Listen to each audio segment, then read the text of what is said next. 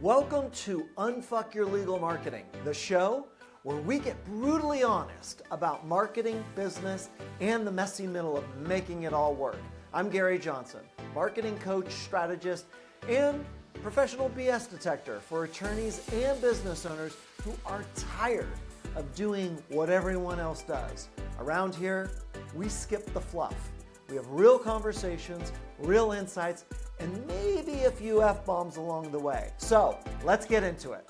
If you've ever wondered whether Instagram is actually worth the effort, this conversation is for you.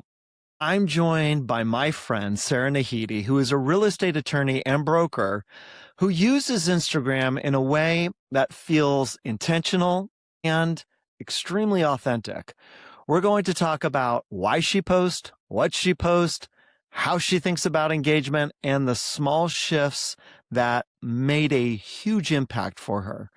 We're also going to chat about the inappropriate shit that people do on Instagram and how you should handle it. So, welcome, Sara, to Unfuck Your Legal Marketing. Thank you so much, Gary, for having me. I'm honored to be here, honored that you would choose to interview me on your podcast. It's a pleasure. Thank you. For anybody who doesn't know Sara, that is all bullshit coming out of her mouth right now. Like, she's good at that. She's really good at that. Okay, so what first inspired you to start using Instagram as a part of your practice? It's a great question. So in 2020, we were all relegated to our homes and engaging with people mostly online. And I decided to really lean in to connecting with people through video and through social media. And I decided to hire somebody who a good friend of mine who works in real estate used to create his social media presence. So I was really inspired and blown away by somebody I know who's in the real estate space. And I reached out to him. I DM'd him on Instagram and I said, who are you using for your videos? You're doing a great job. I'd love to learn more about what you're doing and who you're working with. Yeah, I love that because I think most of us are inspired by certain individuals and we kind of go, God, I wish I could do that. And I love the fact that you took the opportunity to reach out to them and say, hey, I love what you're doing on that. Is there any advice that you would have for me, to sort of like what I'm doing right now with you, where it's like, I love what you're doing. Can you share your advice with me and with the rest of the world? But I think that was really smart. Was there anything that when you first started doing it was either awkward or uncomfortable for you? Or was the whole thing awkward and uncomfortable? Yeah, fuck yeah. I mean, first of all, yes to all of it. I mean, I don't know about you, but I hate the way I look and sound on video and social media, and I hate the sound of my own voice and how I appear to people. So the biggest hurdle for me was myself. Yeah. And getting out of my own way and just saying, hey, nobody loves the way they look and sound, especially when you first start. And you just need to start. Yeah, you do. I would disagree with the first statement, though, because I love the way I look and sound. I mean, I'm just a beautiful human being, and everybody knows that. So, but I understand what people like you go through that are not as gorgeous as I am. But hey, we all have our gifts. We all have our gifts. I wish I could be bold and beautiful, and I might use AI to create a bold and beautiful version of myself so that I can rival you. But yeah. I could just imagine you bald. That would be awesome. That would be so awesome. Don't do it though. I think I would look ridiculous. I don't think I could pull it off like you can. Yeah. So speaking of ridiculous, what kind of content, and it has nothing to do with ridiculous, by the way, but what kind of content tends to spark actual conversations, not just a bunch of likes that are on there? So I've been working with my assistant who specializes in social media marketing on figuring out what content resonates well with my audience. And what we've found is that people love to see your face. People love to see your face. They resonate with video. they feel a sense of connection and trust when they can see, look into your eyes and see what you're saying and how you're saying it. So I think being authentic, showing your face, it goes a long way. And then figuring out what are the topics that you most get asked about from potential clients. Okay. Yeah. And is that in your videos and the text that go with a picture? Yeah. So she sets up carousels with texts that show different topics that I frequently get asked about. And that's where we started working from. Yeah. We created a topic wheel and we created a topic wheel. What is that? A topic wheel. So what are the topics that you get asked about the most? Okay. So when a potential client reaches out, what are the questions that you're getting? Yeah. But what is the wheel like? The wheel is a visual of the different topics and then content and that stems from those topics. Do you like spin the wheel and then wherever it lands, you're like, we're going to do it on this topic? It's kind of like Wheel of Fortune. Yeah. Yeah. I love that. I've never heard that before. It's pretty fun. That is totally fun. I mean, that is a great idea. I mean, so if I hear you right, listening to your clients, what are the topics that they're bringing up? What are the issues that they have that you're solving as an attorney? And then putting it in a wheel and going, okay, we're going to, this week, we're going to talk about this, or this post, we're going to talk about this. And then it gives you the inspiration of, okay, this is that, as opposed to, God, what am I going to talk about today? Yeah. Yeah. We have the topic wheel, and then we have a calendar where we calendar out social media for the month. So what are the topics? Yep. How often are we posting, right? We're posting 3 times a week. How is the information going to be presented? Is it going to be in a blog? Is it going to be in a static post? Is it going to be in a carousel? Is it going to be in a video? So I think consistency is key. Yeah. Why? Tell me why. Because I beat consistency like there's no tomorrow. But why do you feel like consistency is so important on Instagram? I think it shows credibility and it keeps you top of mind. So when I first started making videos and posting on social media about real estate law, I did it for a couple months and then I took a big break. And then I did it again and then I took a big break. And so one mistake that I would fix going forward, and if hindsight is 2020, but to keep up with it as you're doing it, because when you are posting consistently, you stay top of mind and it builds your credibility when you have a regular, consistent schedule of putting out information to people. Yeah, I totally agree. And I love that you brought that up as a mistake, because I find most people make that same mistake. And it's not just on Instagram, it's on anything. It's like other marketing activities, like networking. They go to a bunch of different events and then you don't see them for a quarter. And then they go to a bunch of events, then you don't see them. And you're like, what's going on? As I always say, have a long-term plan that you think that you can execute, because even though you're not busy today, you're going to be busy tomorrow. And so plan for that. And I love that you got the assistant. Did you get the assistant to help you with the marketing right off the bat? Or did you get them when you were, hair's on fire, I'm so overwhelmed right now, and this is going to the wayside? So yeah, I got my assistant once things really started getting a little chaotic for me. Yeah. And so again, in retrospect, I wish that I had worked with my marketing assistant from the get-go. Yeah. And not brought her in after I was spinning my wheels. Sure. Yeah. I mean, I hear you 100%. That's what I did too. And I am so grateful for my assistant in so many different ways. So when we talk about content, and you had thrown out carousels, videos, pictures, text, blog, what do you find for you and your audience out of those is the most engaging? Do you find every time I do this, I get the most engagement from this? Yeah. So video, by far and away, it resonates the most with the audience. I get more engagement when I create a video, I get more comments, more people giving me feedback when they can actually see my face and I'm creating a video and sharing content that is valuable information for people. Yeah. And I think that that's one of the key aspects. Wouldn't you agree that it has to be valuable to your target market? Absolutely. I mean, whenever I start creating an idea or deciding what I'm going to post, I always ask myself, is this bringing value to my audience? Is this bringing value to people out in the world who are interested in learning about different topics in real estate? Yeah. So if it's not bringing value and it's not helping people in some way, it's not, to me, it's not going to work. It's not going to work. It's not going to be valuable, and people are not going to resonate and connect with it. Okay. So can I challenge you a little bit on that? Please.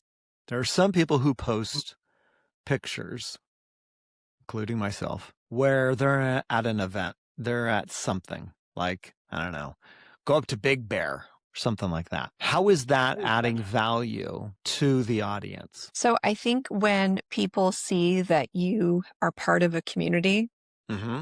and that you're part of a network where you're not just working with people and sharing business opportunities with them, but you're actually sharing your free time with them.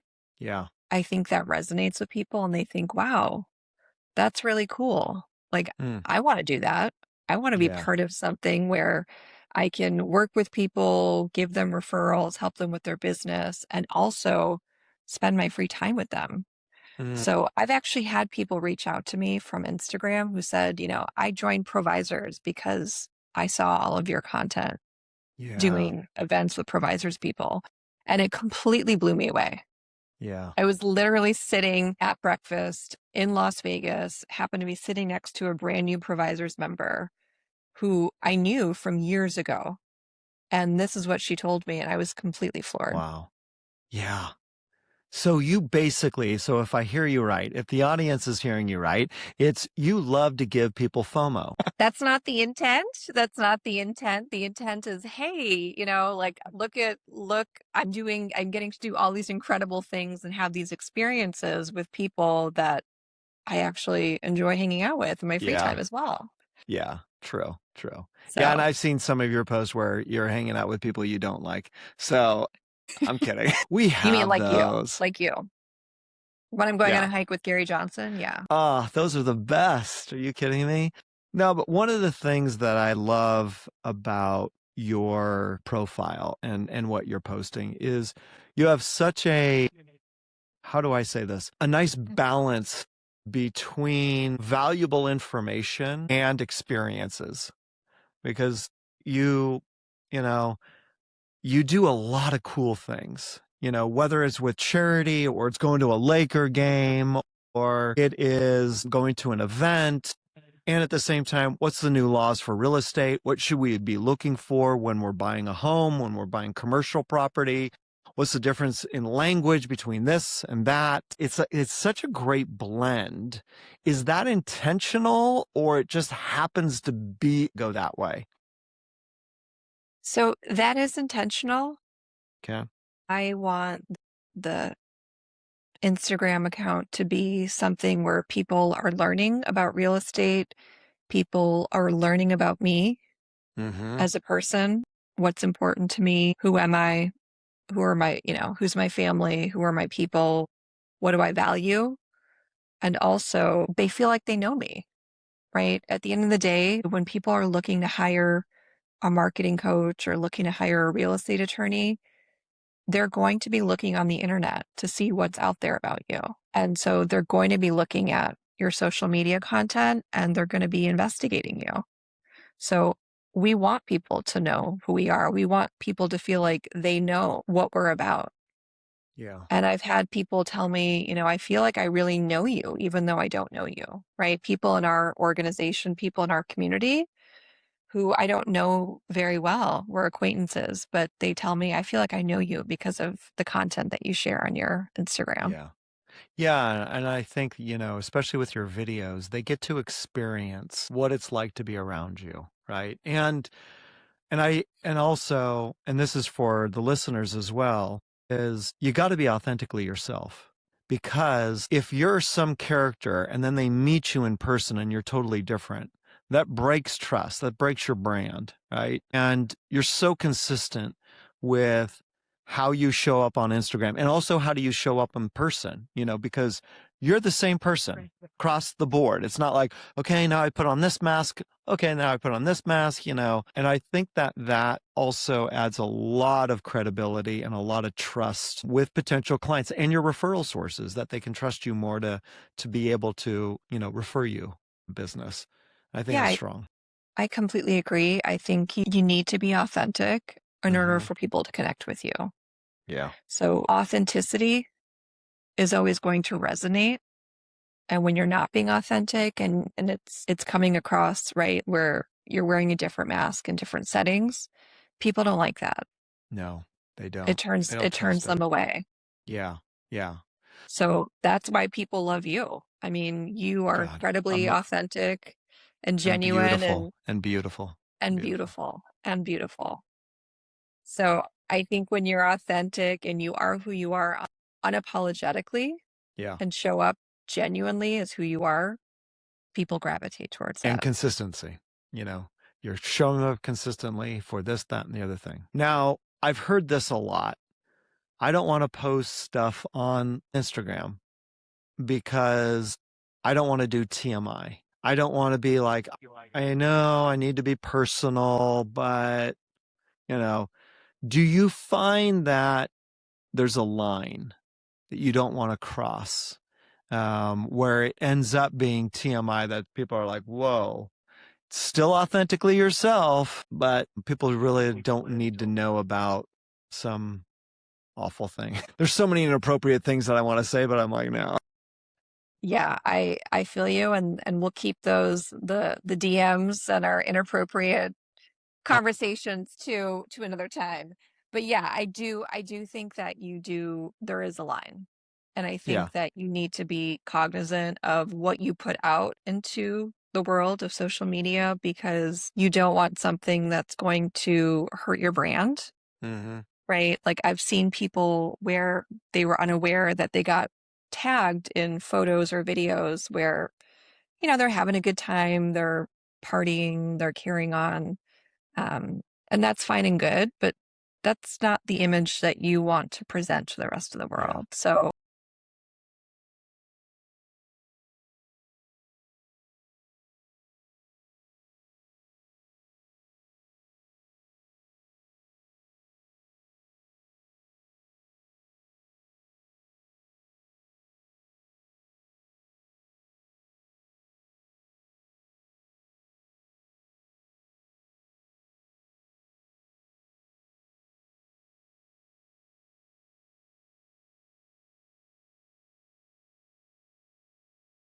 Thought it was great and funny, and then you wake up and you're like, oh, what did I do? that hasn't happened since I was quite a bit younger. Oh, that's good. But Yeah. yeah. I think now that I'm a little bit older and hopefully wiser, Yeah. I try not to do that. I saw a post from an attorney the other day that was apologetic because he had posted a very inappropriate post before. He took it down, but he then made a post in regards to this post and taking it down. And it so made me chuckle, and I'm like, yeah, don't do things when you're not in the right frame of mind. You may think it's funny right now, but it might not be. It might be fantastic, but wait 12 hours, when you are, in a more sane mind that can make good decisions, so that you can go, oh yeah, that was funny from last night. Let's post it, as opposed to, God, I got to take that sucker down. Oh no, because look, it gets up there and people can see it immediately and then they can't unsee it sometimes. And yeah, it's just bad. But good for that person for even acknowledging, like, Yeah, hey, I fucked up.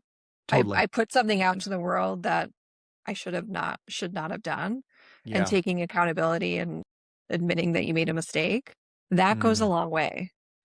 But Very true. to pretend like it never happened or to Yeah. pretend like no big deal, right? I mean, I Yeah. think that that's the right thing to do. We all make mistakes. I do too. And the other thing that I like about what you just said is you're taking ownership.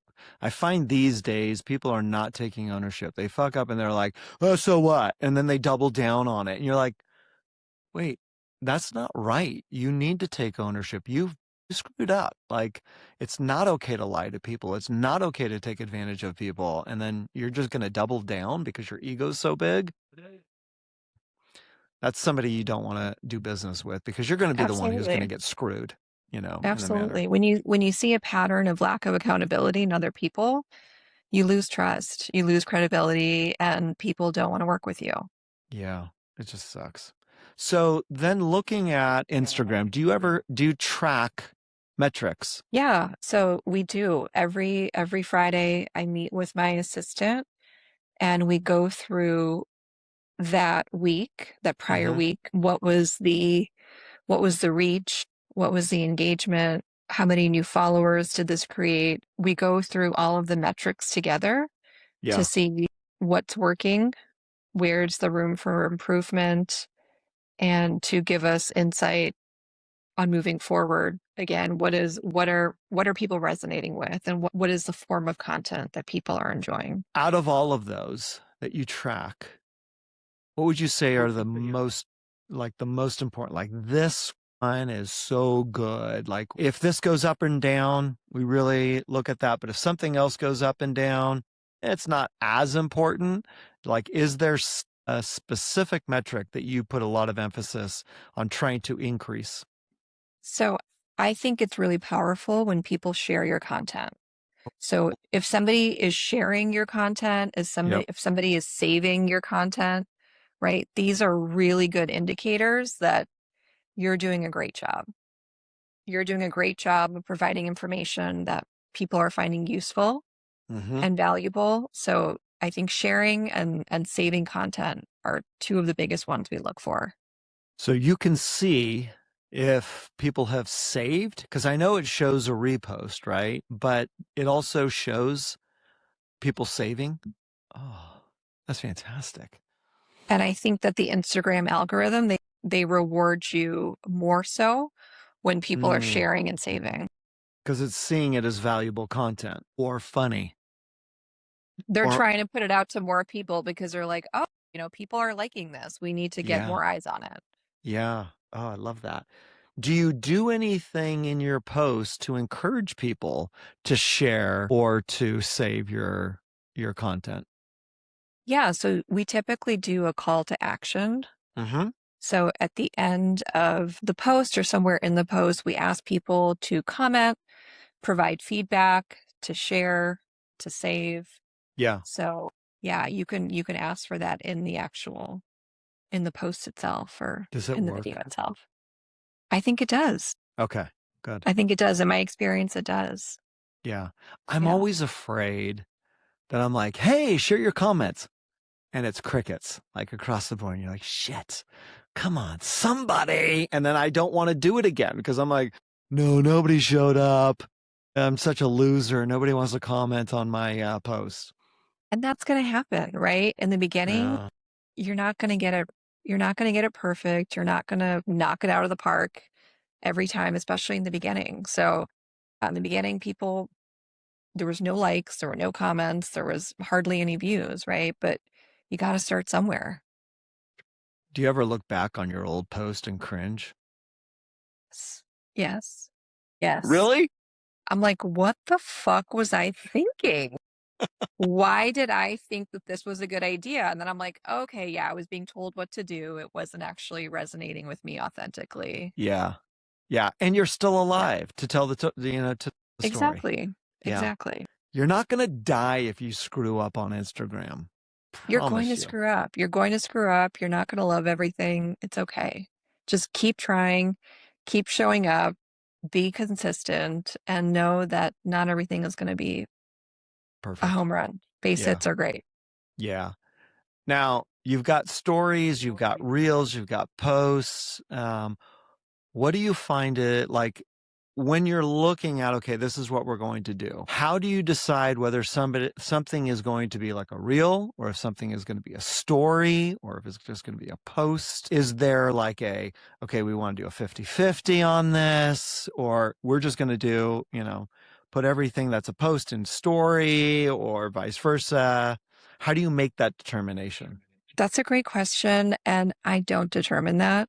My assistant does. She does. Okay. Is it a She she? does. Sorry. Okay. Yeah. Yes, it's a she. Yeah.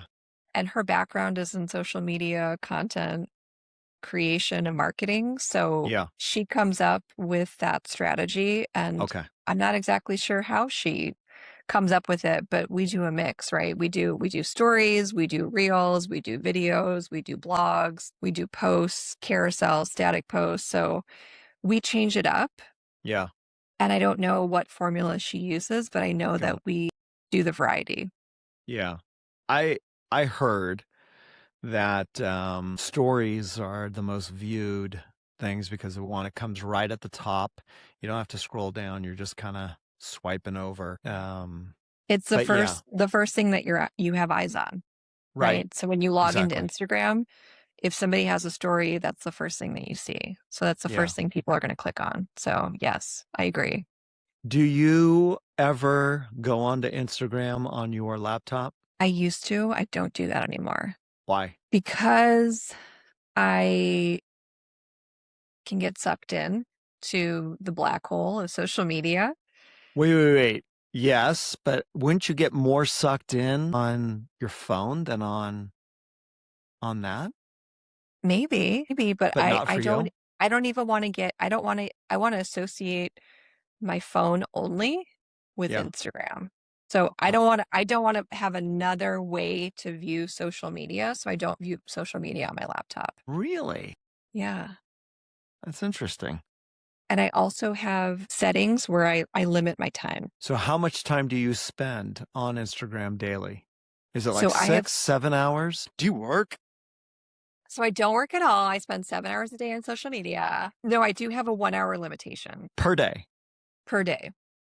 Wait, now is that both personal and business? Yes. Yes. Wow. Okay, so let me challenge you on this because and this isn't just for Instagram, you are so conscientious about responding to people. And anytime that like I've ever sent you a message, whether it's in Instagram or email or something, you're so conscientious about that sometimes I'm like, is she not on Instagram ever? Like, because it's very quick. It's very like, it's usually very witty too, but like it's quick. Whereas I'll sometimes go days without being on Instagram. And then all of a sudden I pop up and I'm like, oh my God, I got 20 messages in here. And it's like, okay, let's go through it. And most of them are just stupid, inappropriate reels that my friends send to me. But you're not on all the time. Like, No, I have to limit myself because I'll God, get sucked into doom scrolling and spending, hours on social media. So I get the notifications and I'll yeah, see that somebody had messaged me, and I'll respond to that. But I'm very mindful of not going beyond my 1 hour limitation that's because awesome. I need to Yeah. be productive. I need to bill. I need to do my networking. I need to run my Yeah. business.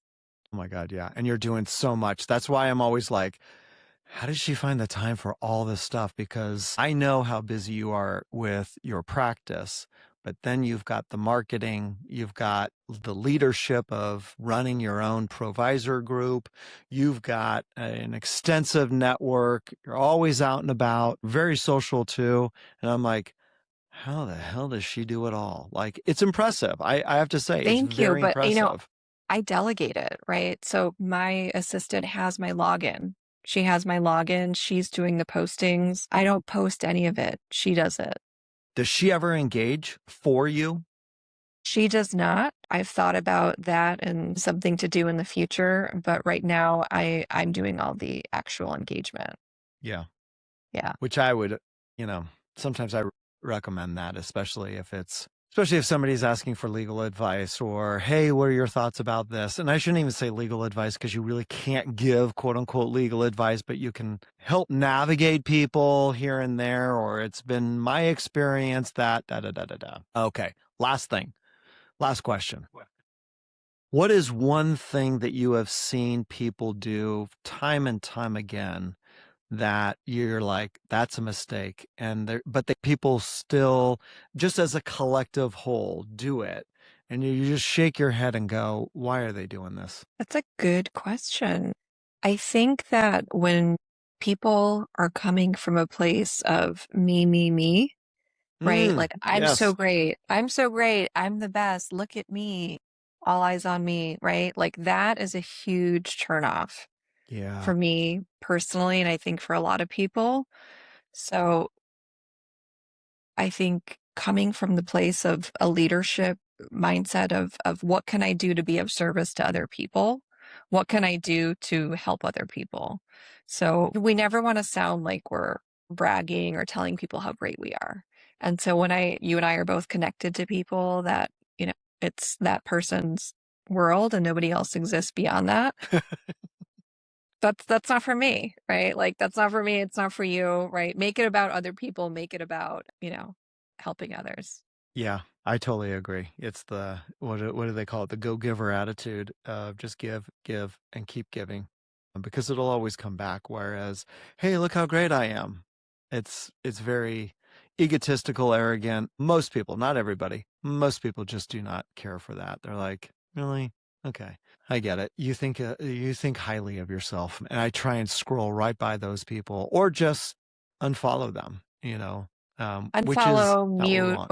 whatever you need to Yeah, do right. to Just get not rid see of that. those people. Yeah. And typically I find that those people show up in real life the same way too. And you just go, this is the reason why we don't hang out. This is the reason why you're not in my network, so on and so forth. So, yeah, these have been gems. So, there's a couple of gems that I want to repeat that you had said that I think is so valuable. The first one is get an assistant.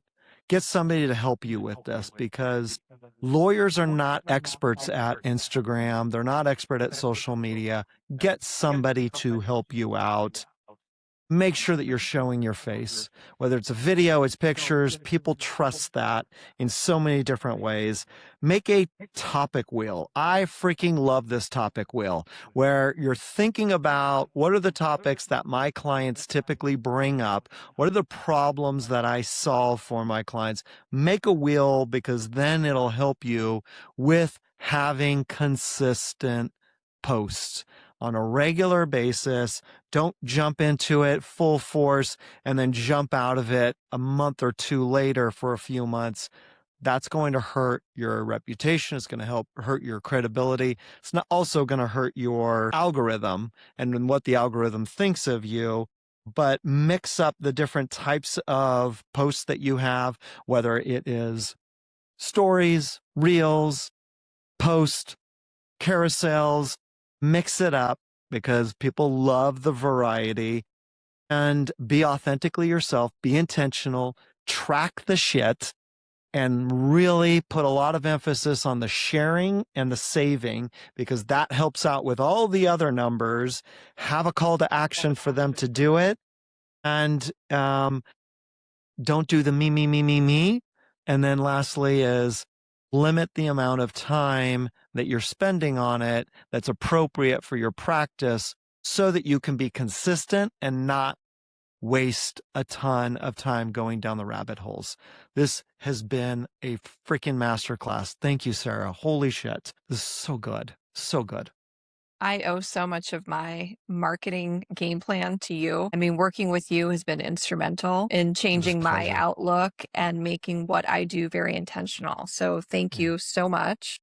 My You've pleasure. been you've been a huge blessing for me, and It's a pleasure, because I consider you a very, very good friend. So thank you. Thank you. the Those feeling are is very mutual. sweet words.